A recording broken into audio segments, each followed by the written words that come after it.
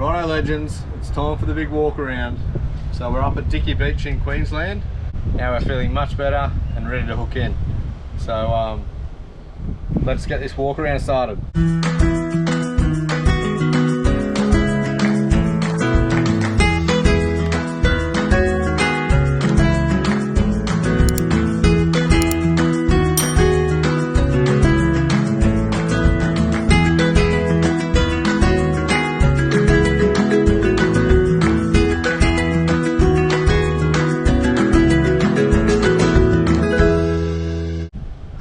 Do first, I'll go through the electronic setup, give you a bit of a rundown on what we have got in here and why we've chosen what we have chosen.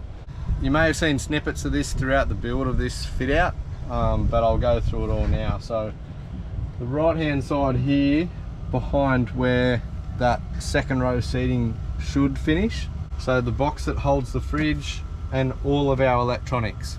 So we have the Angle 68 litre fridge freezer.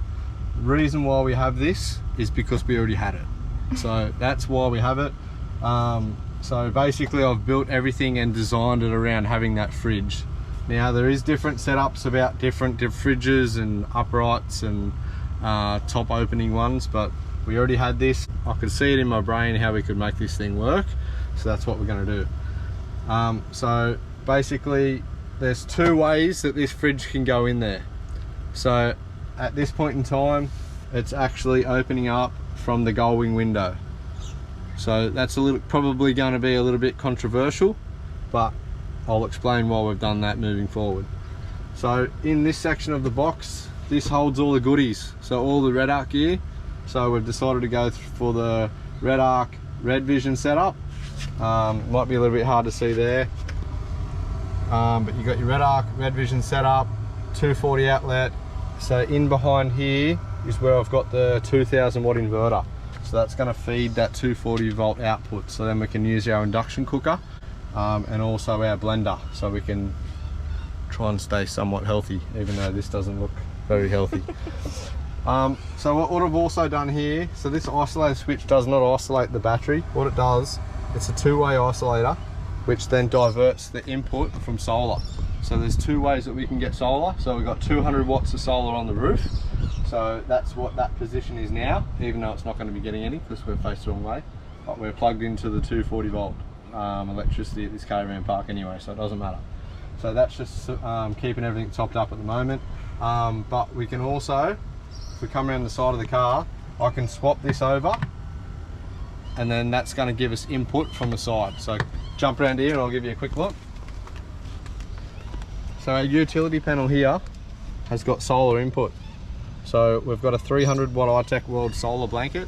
So that's going to give us our off-grid living to keep that battery charged up while we're living away from the caravan parks.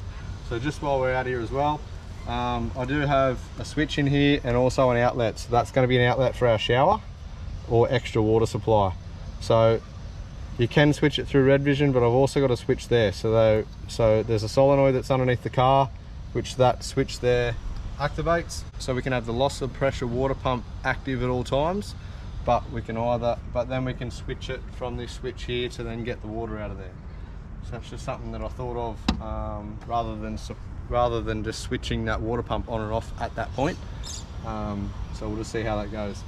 So while we're here, I might as well show you what's going on here. So we do have these Mission 4x4 gull-wing windows, which I'm sure most of you have seen. So this is going to be our access into our fridge. So I'm fine to get in and out of that fridge, but Lyds needs a bit of help. So then we've got this little alloy step that we just use, we just chucked that in the boat. So that gives us a little bit of extra height to pop those clasps on that fridge and then lift that fridge up and then get access down into there for everything that we need, and the freezer as well. So the orientation of the fridge and how it's all worked out kind of was quite good, because right where that gull-wing window stops is where the fridge stops. So we've maximised access into that fridge from that point, and quite easy to move. But what I've done when I've built that cabinetry in there, I've actually made provisions to make sure that if we need to, I can just pick that fridge up, spin it 180, and then sit it back in there. So if the weather is crap for a week and we know it is, we can just move that out and swap it around so we don't have to get outside the car. But having said that, you can get in there anyway, it's not even that hard. So just on this Red Vision stuff, hopefully you can see it fine, but so the different circuits that I've got on board,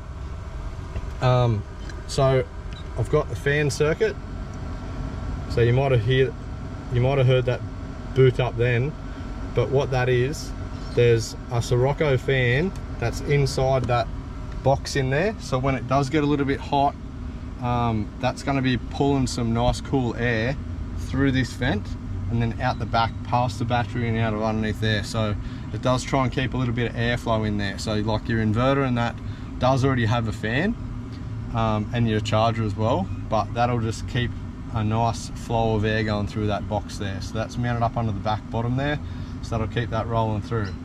Now I've also got the water pump that we spoke about, so it's a loss of pressure water pump, which is all mounted underneath, with a best filter as well to make sure all of our water is nice and filtered.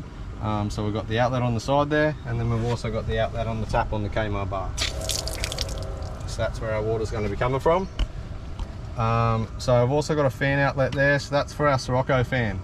So that's up here. That's going to keep us nice and cool when we're up in the territory.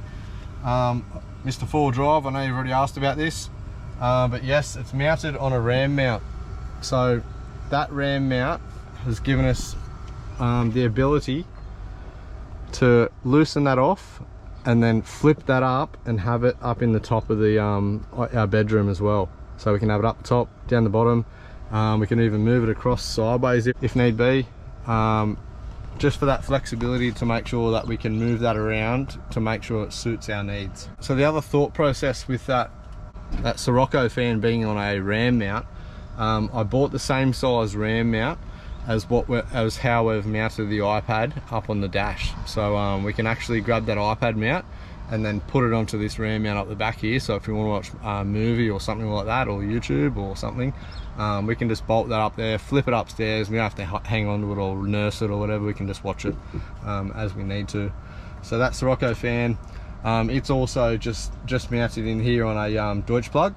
So that'll give us other options for power as well. So any power draw less than like 10 amps, we can just run through this on that circuit to keep things nice and flexible. Because I was thinking about putting another light up on here. We can just like tail that off with a Deutsch plug and then smack it in there, and then bang, we've got another lighting source out the back here without trying to run a whole new circuit through everything. What else we got on here? Righto, so we've got our lighting circuit. So that light circuit there, that's going to run all of our strip lights. So we do have TerraLume strip lights. So we have TerraLume strip lights on both of our going windows, which is really good. And I've also got two 900mm ones mounted permanently to our awning, which has proven to be bloody unbelievable so far on the trip. The way that it lights up this whole campsite is just unbelievable. And these things do have the insect proof lights as well, and they have the inbuilt dimmers, so we can adjust the lighting however we need to around the campsite. So there's them ones there, actually there's one on, so you can see them, you hold them on, they dim or brighten, same thing for both. And the other thing that I've done here, which is like really cool, sorry Sean from Mission 4x4, but I did butcher your windows a little bit, but this is something that you need to do, mate, because this is really cool. So if you check this out, so what I've done, I've just notched out this molly plate here, and then put this external power supply out here. So basically we can just unscrew this,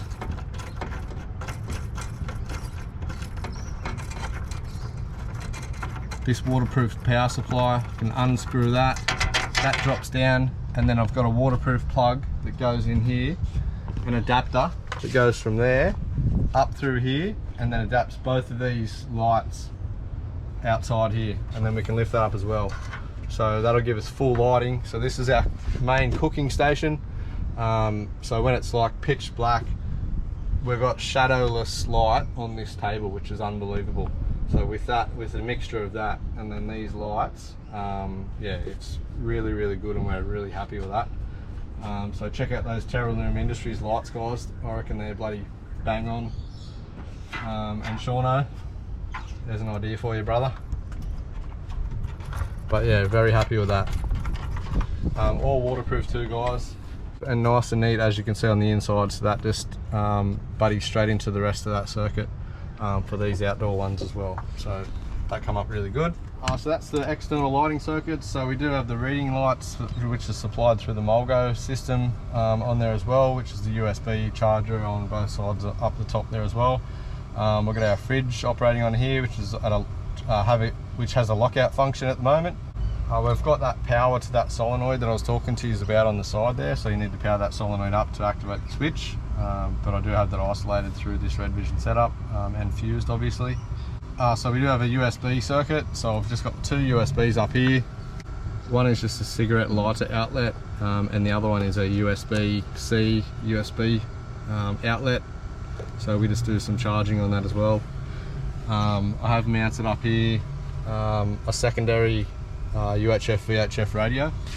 So if me and my brother want to go do missions or whatever, we can just chuck it on our back, piss off for the day, but then we've still got that out of reception coverage, yeah, to make sure that if anything goes wrong or whatever, we can contact base.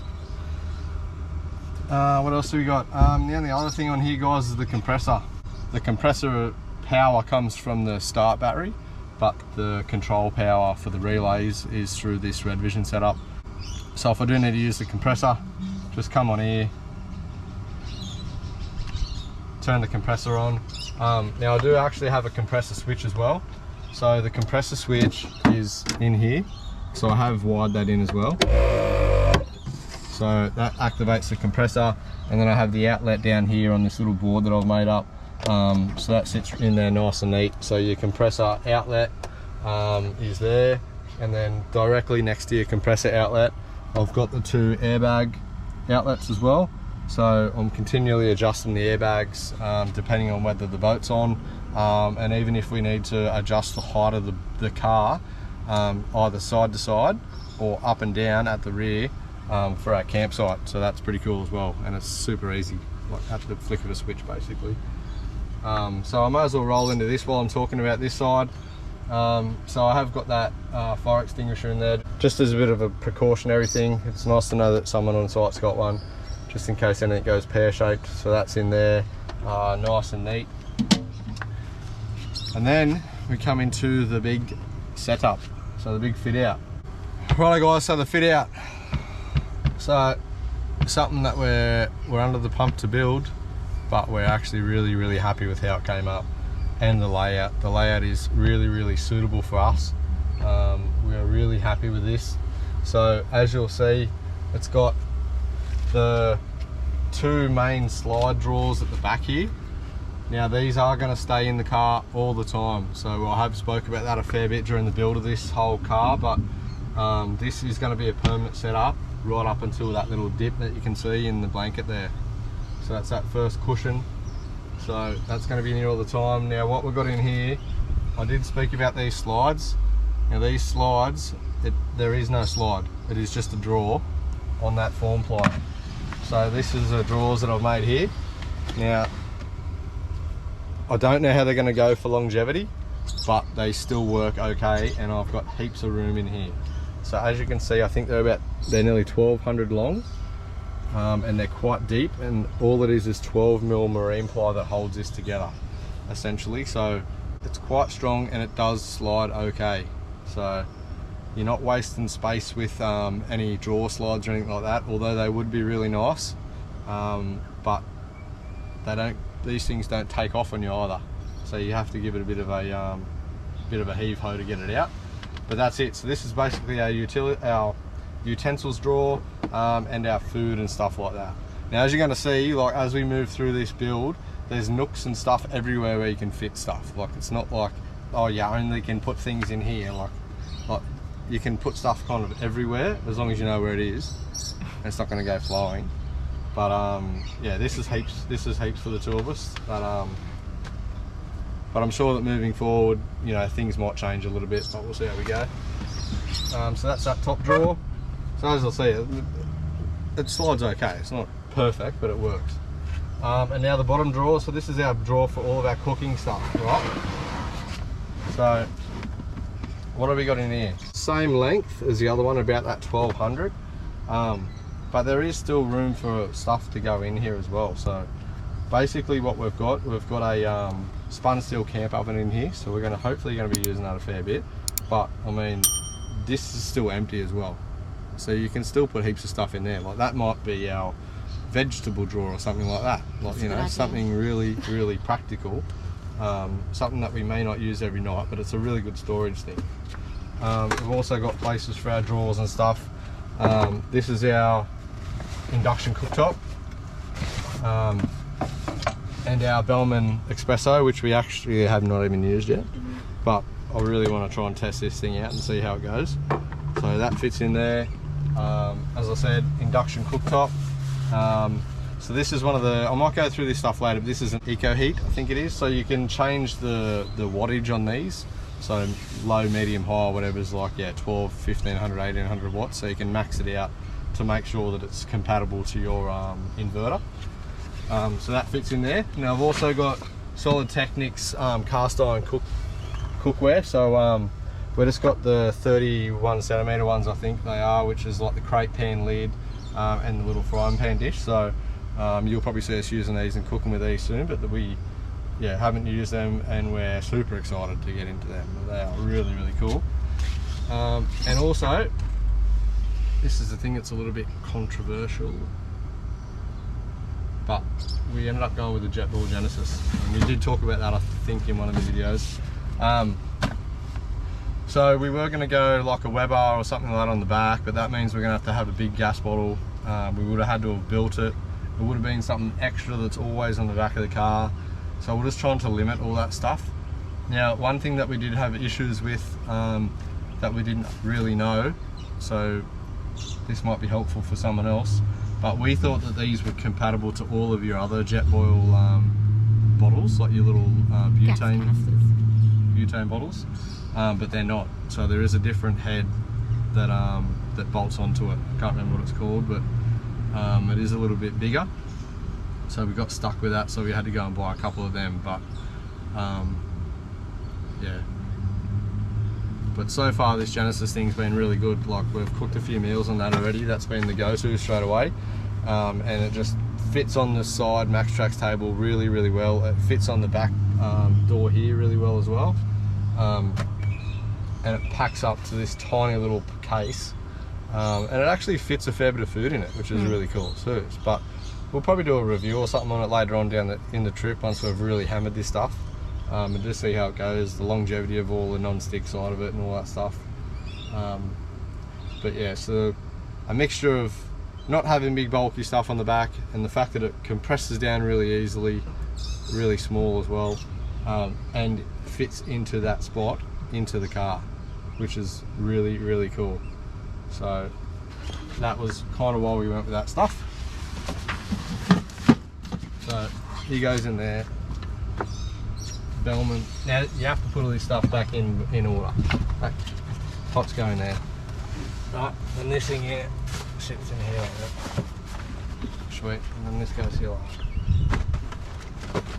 And then somehow this all goes back in. But there's still room for stuff. But stuff does get stuck as well. See, look how tight it is. So this is why I think I started telling you this, but I had to cut the back of it out because it overhangs the drawer. So I had to make sure that's the maximum I could have used. So I had to make sure that I could maximise that space. And then, hey presto, she's back in. So that's that back little storage. Now let's get up in here and I'll show you what's going on over the back there. Right, we'll dismantle over here and I'll just show you what's going on. So got these beautiful custom made seat covers from Hookin Industries. So my old boy made these, bloody legend. Thank you very much, old fella. We'll get this shit out of here. Alright, so what do we got going on in the back here? So behind those drawers, heaps of room. So I've just got this little plywood bit here. So he pops out. So in here, compressor gear, toolkit, which is strapped in. This is where my compressor is. That's where we've got the blender, puncture repair kit, extra filter for the big rig, and there's heaps of room in there. So I've kind of left that open so that compressor can breathe a little bit. So these will go up once we get into midgy country. Yeah, so just trying to utilise as much space as we can in here, but just not overcrowd that compressor so it does have room to breathe. But all of the fundamental stuff is in there and ready for us to use when we need it, and it's not hard to get into. So that just drops in there like that. Rightio. So I won't go into this just yet, but I'll just show you what's going on under here. So we do have these covers here, so we can get into all of this pantry and all that sort of stuff from the inside of the car. And then, like I discussed throughout the build of the car as well, we can get this stuff out here through this access. So anything that's under here we can pull out, and we can pull this top off and then pull all this stuff out of here. So very, very usable. Alright, so that's that back section that we can access into the pantry. So this front section, so behind the passenger's seat there, if we strip this back, it's pretty straightforward and it's pretty basic. So all it is here is basically a box that has just a lid on it. Now in here, that's where we've got the toilet. So there is national parks and stuff that we do need a chemical toilet, so we do have that on board in here, and also our shower. So if we are doing off-grid living, we've got the companion shower, which has got a lithium battery and the gas canisters that operate that. And I've heard a few good reports about that. We haven't personally used it yet, but a couple of my mates have, and they reckon they're really, really good. So a lot of other people that are doing these troop carrier builds, they do have the permanent on-board like hot water, which it just wasn't going to work for us to do that. The way that we want to set this up and then just remove like half of this setup for when we're at home, it just wasn't worth it. So when you can pay 350 bucks or whatever for one of them things, and then you can move it to wherever you want within the whole car, or just in and out, use it when you need to, then that's just a heaps better option for us. So that's where that thing lives. It's not a mission to get to, we can just pop that out whenever we need it. And then also there's heaps of other storage in here for just bulky items or extra condiments or pantry items. Yeah, or other pantry items that we can just whack into that spot there. So just a nice big simple storage area where we just can put stuff away that we just don't need to get to very often. Right. So we'll tidy that up.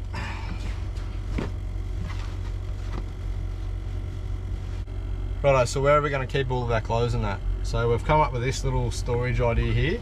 So it's kind of like, it's basically just really basic shelves, essentially, is what it is. So we were scratching our head on how we're going to manage this, and we come across these little like containers, I suppose, that we had at home, and we thought, well, we could probably make that work, and it's turned out really, really good. So basically what it comprises of is there's the bottom section, which is just basically the floor, and then there's one shelf there, the second shelf, which is a slidey shelf, and then the top section of it, which is also a shelf. So as you can see there, these things here fit bloody perfect straight under the roof conversion. So basically all of these things you can see there that are grey, they hold all of our clothes. So Lyds has got half, I've got half of whatever clothes that we need. We've just jammed it in there. I don't think there's anything else in that stock, is there? No, just clothes in the boxes, and then there's a little, you know, gaps behind and in front of the boxes, so we've just used that for big coats, shoes, that kind of stuff. Yeah, so these boxes don't fit the whole depth, so there's stuff behind there that we don't really need to get to, but we still need a spot for. So the common use stuff that we have is in these boxes, where we can just lift that up and then pull that whole box out, sit it beside us, get what we need to do, put it all back in, and then slide that box back in, and it's nice and secure in there and it's not going to go anywhere. So all these fuel canisters and things we can just sit in there and then just tighten up so they're nice and they're not going to rattle around on us or anything like that.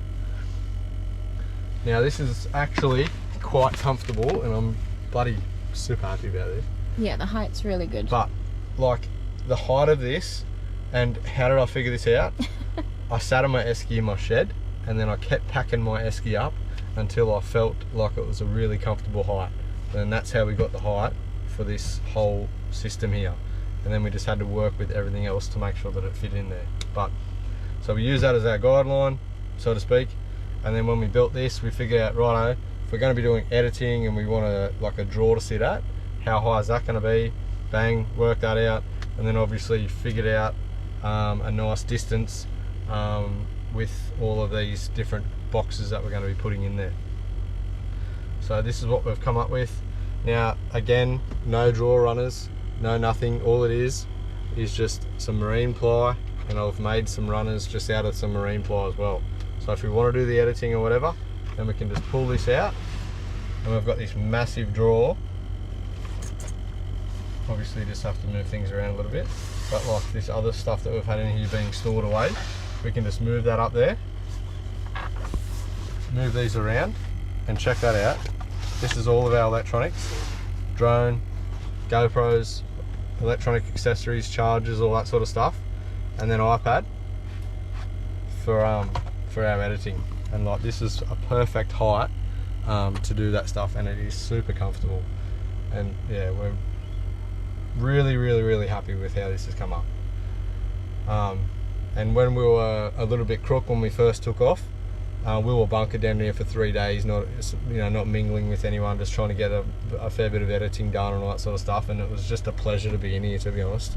I don't know whether it was just a novelty that we had to be bunking down, but yeah, it was just really cool just to sit in here and just relax basically and chill out. And it's just really comfortable as well. So yeah, super stoked about this, and it's gonna work for our trip 100%. Yeah, I've just put some some vinyl flooring that I'll put on the floor in there, so they're on all the levels of these shelves, just to make it finished off a little bit better. I know under the pump that I was under, I probably shouldn't have been worried about trying to finish things off well. I should have just got it finished, but ultimately it's done. It looks awesome and we're pretty happy with it. And then to pack it up, just the reverse.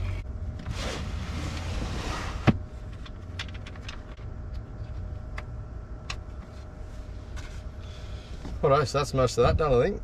So there's a little bit of storage in front of the seats as well, so we'll jump out and I'll give you a bit of a look at that. So just a quick one, we wanted to make sure that we could turn this into a bed as well. So it took a little bit just to think on how we could do that. But what we ended up doing, we ended up buying these rails here, these tie-down rails. So rather than just putting bits of timber or something weird there, we thought let's do something that's really usable for us. So basically all you need to do is just grab these bits of ply out.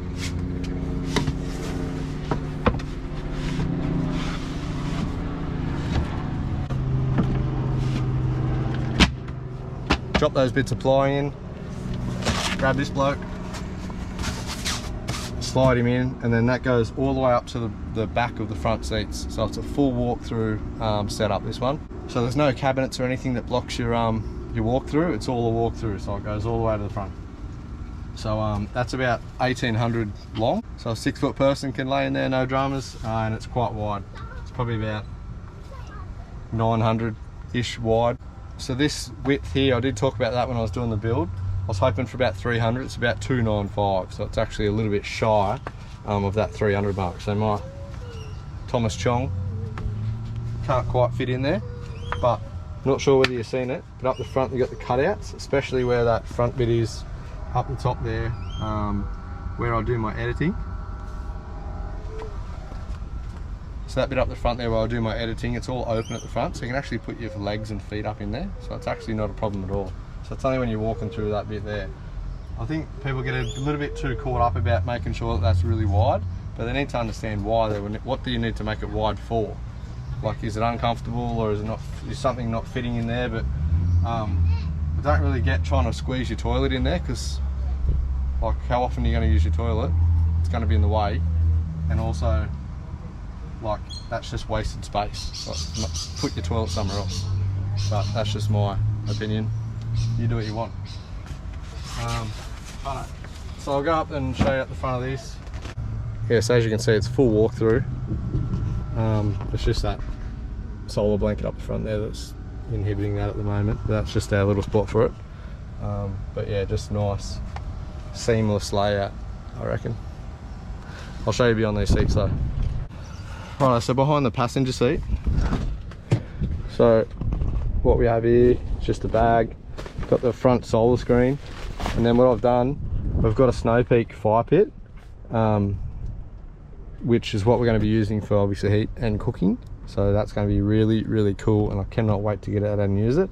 But I've just put a couple of little tie down points at the front of that with a little strap, nice and secure on the front of that, so it doesn't vibrate, and it's just nice out of the way, but also easy to get to as well. So that's behind the passenger seat, as you can see, random spud. Right, I'm behind the driver's seat. So that's where I do keep just my backpack when I go fishing, and also that solar blanket. So that solar blanket sits in there. Just a nice spot out of the way, but there's still a fair bit of room behind here, eh? But you can see how snug that that cupboard is against that wall there. But look, there's heaps of room in here. Like, we are really, really happy with the layout and how much space we've been able to maximise with it. And obviously we're just a dash organiser with some fundamentals in there. But that's the cockpit. So that's that iPad mount I was telling you about. So that's what we're going to use for our maps and stuff. So it's got that triple suction up the front there, which is super strong. It is really, really good. It's got the inch balls on the ram mount there, so I can just undo that ram mount and then just peg it up there on top of that fan mount as well. So should be good. So that's the tour of the Troopy, guys. I hope you've enjoyed this video and all the build videos that we've been doing. We've really enjoyed the process. This is the layout that we've come up with. It's something a little bit different, but so far the last few days it's really suited us, and we've really enjoyed being in it. So thanks again, guys, for watching the videos, and make sure you comment if you have any thoughts about this, things that you may have done differently or things that you liked. Make sure you comment and let us know. So yeah, thank you for watching the build. It's been a bit of a process, but we got there in the end. And I guess now it's time to travel this amazing country. We've got just over 6 months to do it. We'd love you to come along and follow our adventures. So if you haven't, please subscribe, like this video and comment. Are you on the road? Tell us where you are. It's gonna be awesome to meet some of you guys on the road as well. But yeah, thank you guys for watching. See you next time. See you guys. Hook in.